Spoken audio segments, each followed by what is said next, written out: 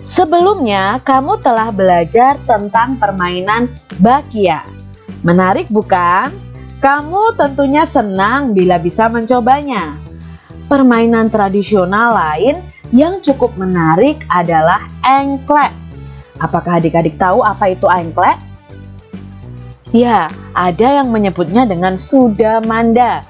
Nah, kita akan belajar tentang permainan tradisional engklek. Pernahkah kamu bermain engklek? Nah, ini ada gambarnya nih adik-adik. Permainan ini adalah permainan tradisional yang sangat banyak dimainkan oleh anak-anak di Indonesia. Engklek merupakan permainan lompat pada bidang datar yang digambar di atas tanah. Permainan engklek ini bisa dimainkan oleh 2 sampai 5 orang. Mau tahu cara bermainnya? Ayo kita coba bersama-sama. Cara permainan engklek adalah, pertama yang harus kita ketahui adalah jumlah pemainnya. Jumlah pemainnya bisa 2 sampai 5 orang. Peralatan yang dipakai adalah gacok ya. Gacok itu pecahan genting yang nanti kita lempar di garis-garis yang ada pada kotakan tersebut. Yang kedua adalah kapur atau tepung untuk membuat garis batas ini nih adik-adik, yang bentuknya ini.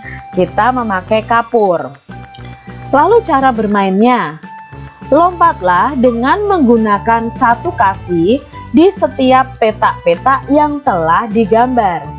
Siapkanlah gacok sebelum bermain. Lemparlah gacok ke salah satu petaknya.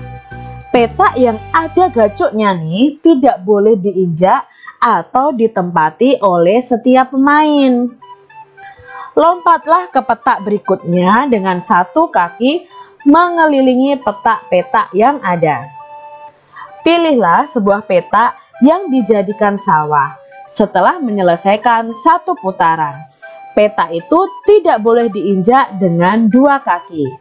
Pemain lain juga tidak boleh menginjak petak ini selama permainan. Pemain yang memiliki sawah yang paling banyak adalah pemenangnya.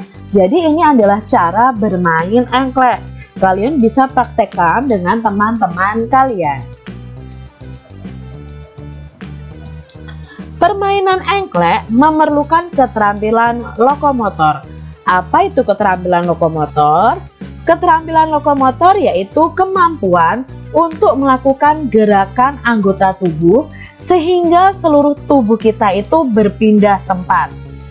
Keterampilan lokomotor sangat penting untuk mengukur kemampuan motorik kalian. Beberapa keterampilan lokomotor dasar yang harus kamu kuasai adalah berjalan, berlari, dan melompat. Jadi berjalan, berlari, dan melompat itu merupakan keterampilan lokomotor. Selain permainan engklek, bangsa Indonesia juga mempunyai banyak permainan yang diwariskan secara turun-temurun. Mari kita cari tahu lebih jauh tentang budaya Fahombo Batu atau lompat batu yang biasanya dilakukan oleh masyarakat Nias. Nah, kita akan belajar Fahombo Batu. Tradisi lompat batu berasal dari suku Nias adik-adik. Suku Nias ini berasal dari Pulau Nias yang terletak di sebelah barat Pulau Sumatera. Lompat batu atau yang dikenal dengan nama Fahombo Batu merupakan ciri khas masyarakat Nias. Tradisi melompat batu hanya dilakukan oleh kaum laki-laki, khususnya para pemuda. Mereka adik-adik harus melompati susunan batu setinggi 2 meter dengan ketebalan 40 cm. Tradisi ini bertujuan untuk menunjukkan kekuatan dan ketangkasan para pemuda yang melakukannya. Seseorang yang berhasil melakukan tradisi ini akan dianggap hebat baik bagi dirinya maupun keluarga dan masyarakat di desa itu. Ini adalah Fahombo Batu. Jadi kaum laki-laki khususnya yang masih muda itu harus melompati susunan batu yang tingginya 2 meter adik-adik. Nah, ketebalan batu-batunya ini adalah 40 cm. Dan jika mereka bisa melompati, mereka itu dianggap hebat. Dalam bacaan Fahumbo tadi ada 3 paragraf yang kita ketahui.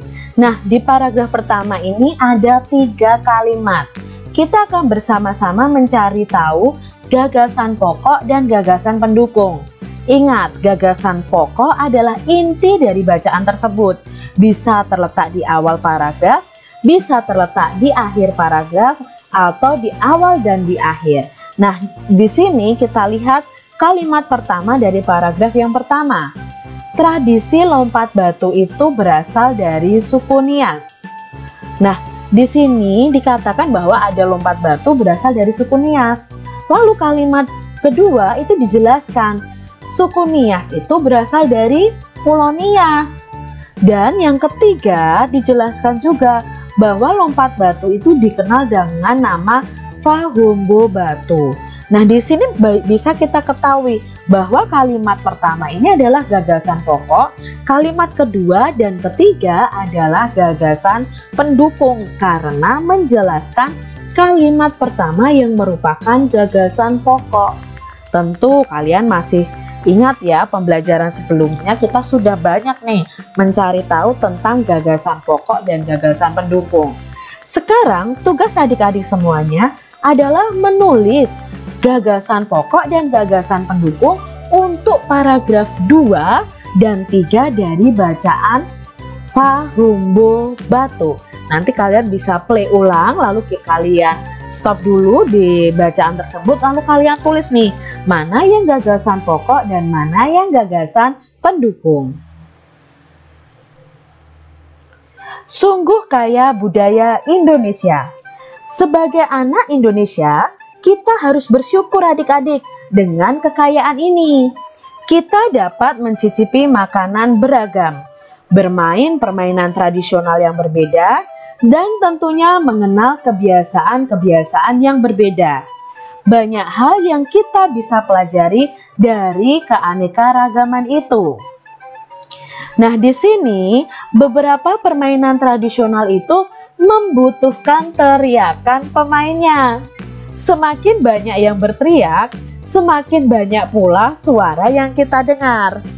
Pernahkah kamu mencoba adik-adik berteriak di lapangan? Apa yang terjadi ya kalau kalian berteriak di lapangan? Dan bandingkan ketika kalian berteriak di kamar mandi. Apa perbedaannya? Ya, kalau di lapangan sangat luas ya adik-adik ya. Suara kita terdengar lebih kecil, tapi kalau di kamar mandi suara kita terdengar lebih keras. Nah, di sini kita bisa menemui gendang di banyak wilayah di Indonesia. Pernahkah kamu memperhatikan bagaimana bunyi pada gendang? Gendang itu dapat berbunyi jika kulit gendang dipukul. Saat dipukul, kulit gendang akan bergetar, sehingga getaran itu menghasilkan bunyi. Bunyi tersebut masuk ke sebuah rongga yang terdapat di bawah kulit. Bentuk rongga memenuhi bunyi yang dihasilkan. Makin kecil dan panjang rongga pada gendang, makin nyaring bunyi yang dihasilkan. Ini menambah informasi kita nih adik-adik ya, bahwa bunyi itu berasal dari benda yang bergetar. Nah, kita akan belajar tentang pemantulan dan penyerapan bunyi. Pada pembelajaran sebelumnya, kita sudah belajar bahwa bunyi itu bisa dipantulkan jika mengenai benda keras. Lalu, bunyi bisa diserap jika melalui benda atau mengenai benda yang lunak seperti gabus, karpet. Ya, adik-adik sudah mengetahui itu semua. Nah, sekarang bunyi dapat dipantul dan diserap. Pemantulan bunyi. Sebuah kelereng yang kita lempar ke dinding yang keras akan mengalami pemantulan. Demikian juga dengan bunyi adik-adik. Bunyi juga dapat memantul jika dalam perabatannya dihalangi oleh benda yang permukaannya keras, seperti kayu, kaca, dinding, atau besi. Penyerapan bunyi. Bunyi juga bisa diserap. Benda-benda yang dapat menyerap bunyi adalah benda yang permukaannya lunak. Benda yang demikian disebut peredam bunyi. Misalnya karpet, goni, kertas, kain, busa, dan wol. Benda-benda tersebut dapat digunakan untuk mencegah terjadinya gaung atau kerdam.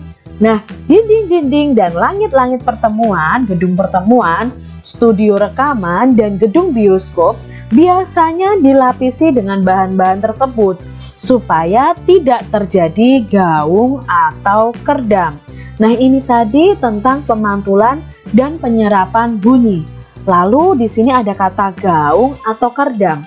Apa itu gaung atau kerdam? Mari kita pelajari bersama-sama. Macam-macam bunyi pantul. Bunyi pantul yang pertama adalah gaung atau kerdam. Gaung atau kerdam terjadi karena bunyi yang dipantulkan oleh dinding yang jaraknya tidak jauh dari sumber bunyi. Hal itu menyebabkan datangnya bunyi pantul akan bersamaan dengan bunyi asli yang belum selesai terucapkan.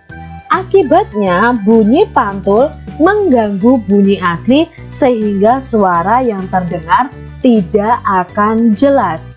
Ini adalah gaung atau kerdam. Nah, bunyi pantulnya itu datangnya bersamaan dengan bunyi aslinya, sehingga bunyi aslinya itu terdengar tidak jelas. Itu macam bunyi pantul yang pertama. Lalu macam bunyi pantul yang kedua adalah gema.